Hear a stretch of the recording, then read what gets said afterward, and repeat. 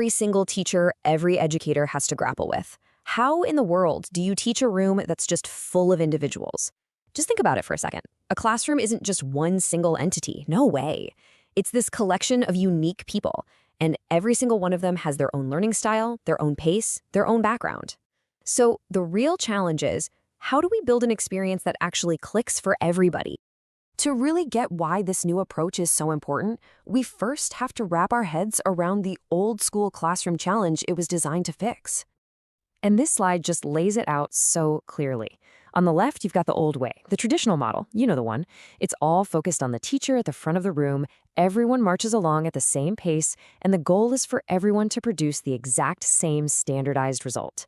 But then on the right, you see this shift. It becomes student-focused, the pace is flexible, and the whole approach is responsive to what the students actually need.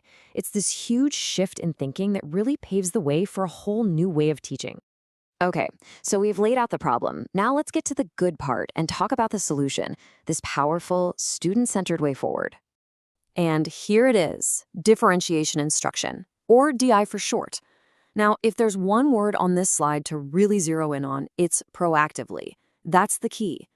This isn't about scrambling to help a student after they've already started to fall behind. No, this is about designing lessons from the ground up to be flexible, to anticipate and be ready for all the different needs that are going to be in that room.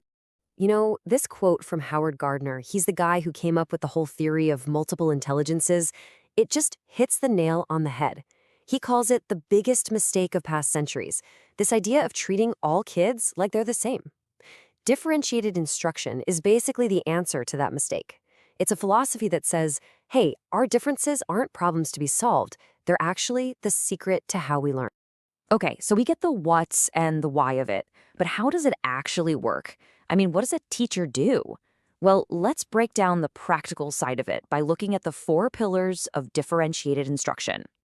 So how do you pull this off? Well, it really boils down to 4 main areas that a teacher can tweak and adjust. You can think of them as 4 big levers. There's the content. That's what the students learn. There's the process, that's how they learn it. Then there's the product, which is how they show you what they've learned. And finally, you have the learning environment itself. Let's look at each one. So first up is content. Now, this doesn't mean changing the ultimate learning goal. It's more about giving students different roads to get to the same destination. So maybe that means using books at different reading levels, or offering a quick video summary for some, or even having some hands-on stuff for others. Okay, second is process. This is all about the how, the actual activity. So instead of making every single student fill out the same worksheet, you might let some work in small groups, let others work on their own, or even give them a menu of different activities to choose from that all teach the same core idea. Third, we've got the product. And this one is huge. It's all about how students prove they get it. So forget about making everyone take the same multiple choice test. With DI, a student might have the choice to write an essay, or build a model, or create a cool presentation. Anything that lets them really show off what they've mastered. And finally, number 4 is the learning environment. This is literally the vibe of the classroom. What does it feel like? Are there quiet spots for kids who need to focus and collaborative areas for group work? Is it a place where students feel safe to take risks? A flexible, supportive environment is absolutely crucial. All right, so that's the framework. Now let's look at some real-world examples to see how all this theory actually translates into practice and helps make learning really stick. This table just makes it so clear, doesn't it? Let's just walk through it.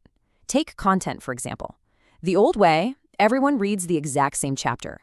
The new way, you could offer texts at different levels or maybe an audiobook version. Now look at process. Instead of that one worksheet for all, students get to choose a worksheet, a video, a hands-on project. And for the product, the standardized tests get swapped out for a menu of options. Write about it, present it, build it. You see the pattern, right? One side is totally rigid, and the other is all about choice and empowerment. So at the end of the day, why does any of this matter? What is the actual real-world impact on the students? Let's take a look at the payoff. And honestly, the benefits are just incredible. When students feel like their needs are actually being met, their engagement just skyrockets. You see their confidence start to build. And all of that leads not just to better grades, but to a much deeper understanding of the material, and hopefully a genuine love for learning that they can carry with them for the rest of their lives. Which really just leaves us with this final thought to chew on.